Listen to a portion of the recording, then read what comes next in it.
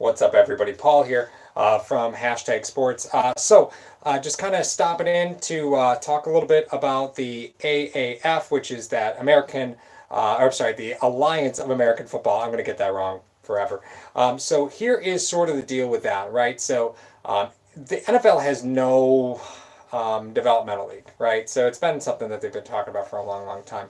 There's zero developmental league, and it's a major problem because if you don't make an NFL roster, how are you ever expected to get any better?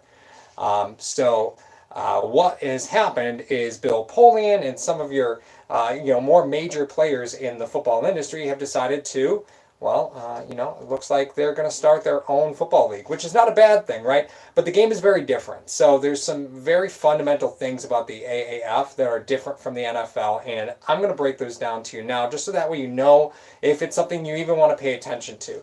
Again, a lot of people have this feeling like the AAF, the Alliance of American Football, is going to be just loaded with players who are, just failures, and there has been players, and while there are a few of name who are on rosters, if you go up and down these rosters, a lot of them are players that may have come from Division II colleges that really didn't get an opportunity to be drafted in the NFL. They may have been part of a 90-man roster as a very small Division I school invite and just never were able to make it past very, very, very low depth signings. Hey, John, what's going on? Yeah, TGIF, buddy. Dude, this week at work was brutal. I'm so glad that it's finally over. So let me just kind of walk through what the differences are between what the NFL does and what the AAF is doing, right? So from a rules standpoint, very first, no kickoffs, right? The AAF is saying we're going to take out those high impact plays. There will be no kickoffs. Interestingly enough, there's very little kicking in the AAF. Actually, the only kicking that you're ever going to see is on field goals. The reason I say that is because they've also eliminated extra points. If you score a touchdown, you have to go for two. It is not an option. Every team has to go for two.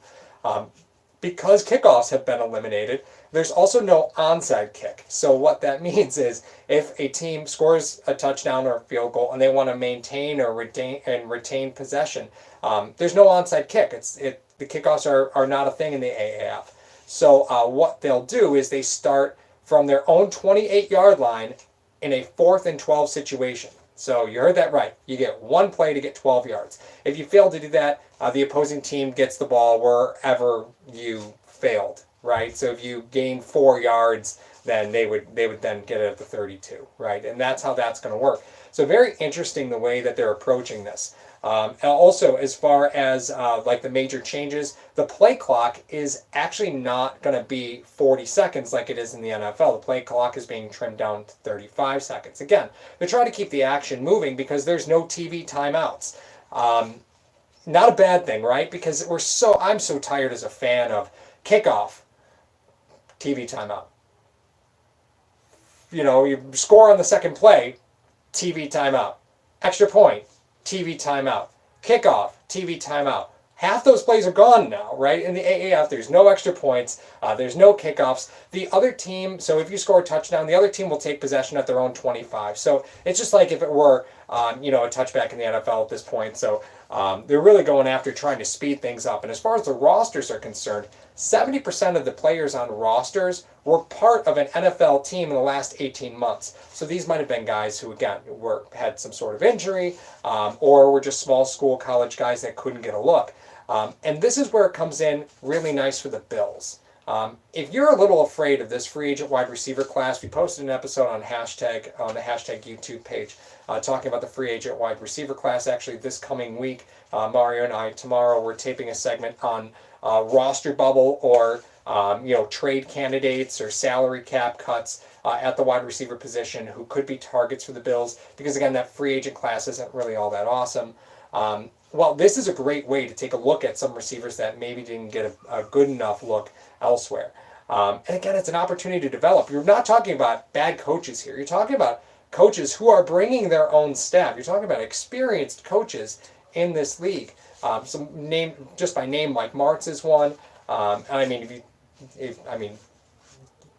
Martz likes to throw the football, so keeping a look at those wide receivers might not be a bad thing. And the great thing is going to give us something extra to talk about.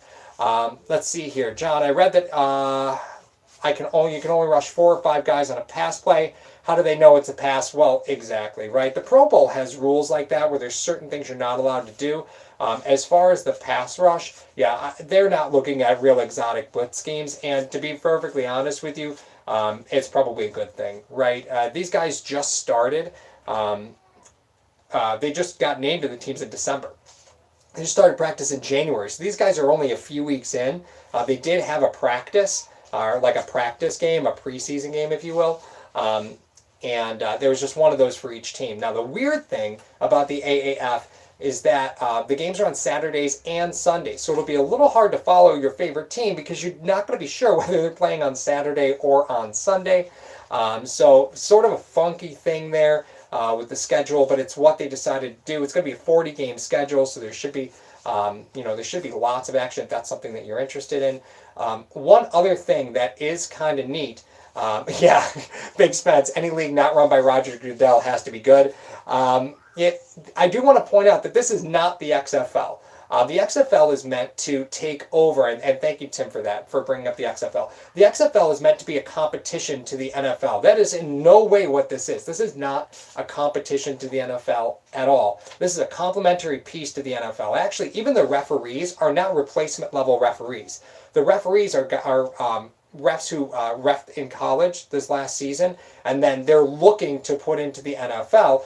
This is sort of like a test period for them. So again, the rules are just slightly different, but really very, very little is going to be impacted. The rules aren't ultimately all that different. But they're even taking regular referees who ref NCAA college games, and they're looking to install into the NFL. The NFL is placing them in this program to kind of see how these refs can handle a little more of a professional setting, so it will be kind of interesting. Below Zero, haven't heard from you in a long time. Thanks for joining. What team do Bills fans root for? I don't want any repeat of the last 20 years.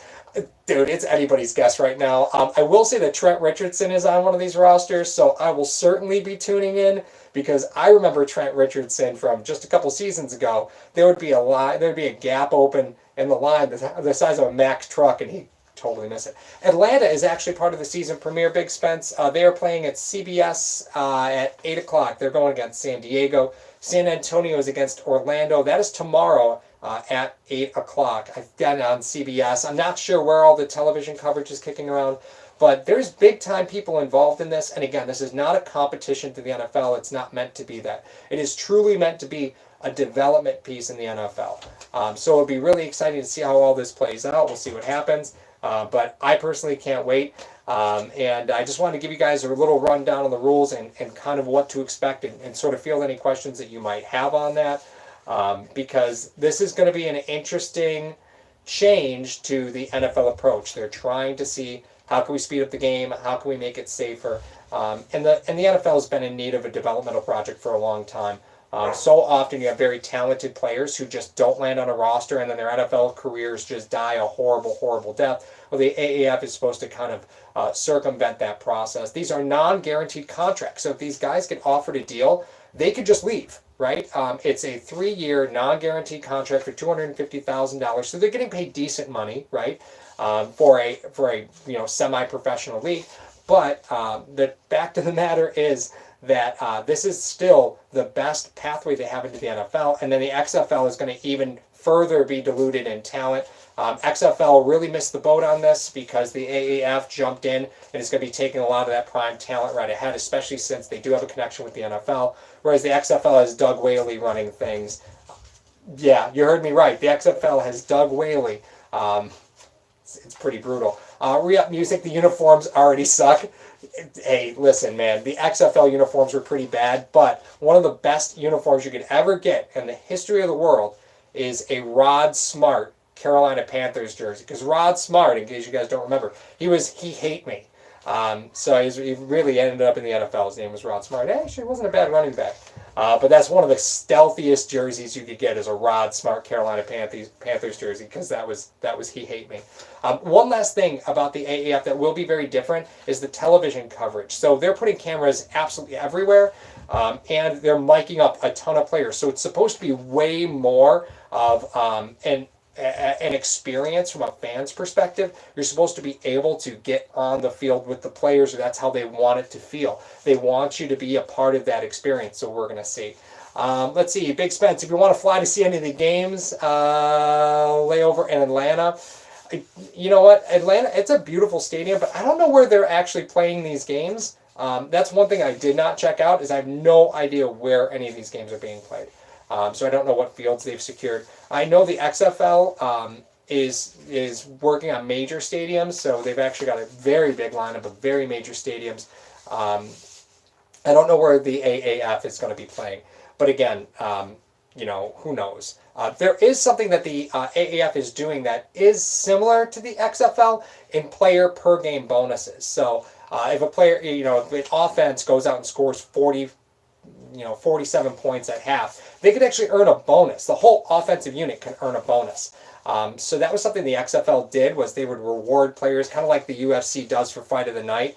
The AAF is doing the same thing, where players can earn bonuses based on performance in game.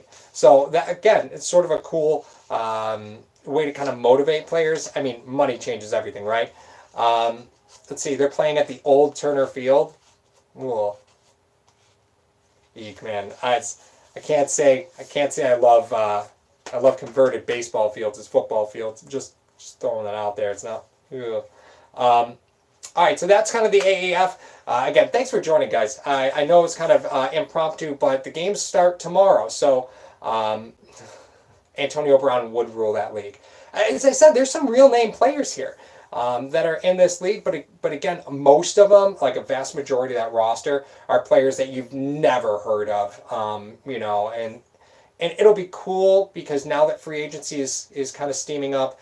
I don't love free agency from a tight end perspective, from an offensive line perspective, from a wide receiver perspective. I don't love it. But here's an opportunity for guys to go out and put 10 games on tape and kind of see what's happening. No, Fred Jackson is not in the league, unfortunately. How many teams are there? I believe there's 8 teams, if memory serves me correctly. 8 or 10. I think there's 8. Yeah, there's 8. There's 8 teams. But again, the schedule's going to be funky because sometimes they're playing on Saturdays, sometimes they're playing on Sundays. And the television channel coverage is going to jump around a little bit, so it's going to be a little hard to follow. Besides, you're not going to know what team you're going to want to follow anyway. Personally, I'm going to be following Trent Richardson just purely for my own humor and enjoyment. Talk about a guy who just simply couldn't get it together on the NFL level and had every opportunity. It was Trent Richardson. So I'm excited to see that, but outside of that, there's Zach Mettenberg's in this league. Erin Murray's in this league. As I said, there's some guys trying to make it back, but a vast majority of them are guys who you've never heard of. Do they have cheerleaders? I have no idea if they have cheerleaders. I can promise you the XFL most certainly will have cheerleaders, likely scantily clad. Not sure about the AAF. And yeah, the Bills and the Jills, what a shame that is, right? What an absolute shame. Don't get me wrong, it's a terrible job to send these girls out in December dancing on the sideline. That's a cold experience. But you would think that at some point they would have been able to work something out creatively. But the problem was the Bills never owned the Jills. So, it's a different organization, and you run into problems and run into differences. So I guess that's where we are with that. Anyway, these games, again, these guys are just a few weeks into practice. So we'll see how these games go. It could be sloppy. It could be an unexciting first couple weeks. Again, just simply because the offenses that these guys are going to be able to install are not going to be very in-depth. But they do have some really, really fascinating concepts with no kickoffs, no extra points. If you want to do an onside kick, it's a 4th and 12 from your own 28. Who's the most exciting player to follow? Well, exactly. I think I think a lot of the draw will be to players that people have heard of that simply couldn't hold it or hack it in the NFL, unfortunately, or just had problems in the NFL. Again, I'm going to keep saying it, Trent Richardson's probably the biggest name player in the AAF right now. And it'll be interesting to see what he looks like, what kind of shape he's in, because here's a guy who wasn't getting sniffed by NFL teams at all for quite some time, and then in December lands on a roster. So who knows what kind of shape that he's in. So it'll be exciting to kind of see how all that plays out. Peterman is not part of the AAF. Peterman is still employed at an NFL level, sort of. So I don't think he feels like he needs to be in the AAF. Erin Murray is a great example of a player who ended up in Kansas City, was with Andy Reid. I'm sure he learned a lot there, but after Andy Reid, obviously after they drafted Patrick Mahomes, they had no reason to hold on to Erin Murray anymore. So Erin Murray is a real fascinating story. Zach Mettenberg, everybody is familiar with. He was the quarterback for the Tennessee Titans. And then they drafted Marcus Mariota and had no need for Zach Mettenberg any further. Nobody in the AAF needs someone to pass to the opposing team. No, that's why Peterman is likely. I mean, Peterman is probably XFL bound. I mean, if we have to really start looking at Peterman's probably XFL bound. So that's where we are. Just want to give you guys a quick update and just know what to expect, man. Again, these games might not be very exciting because these offenses are only 4 to 5 weeks worth of install. But from a coaching perspective, these are top flight coaches. And they're not guys you've never heard of. They are named coaches who brought in named staff. So this is a great opportunity for these players. And it'll be cool to see second chances given. You don't often get a second chance, and it's nice to see that, they're bringing in real referees. These are college referees who are moving up to the NFL if all goes well through the AAF. They're trying out new rules so that we don't have to really worry about it. Who should we root for as a Bills fan?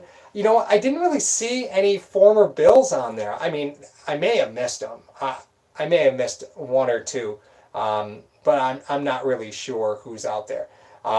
So there you go. All right, guys. Talk to you soon. Have a good one.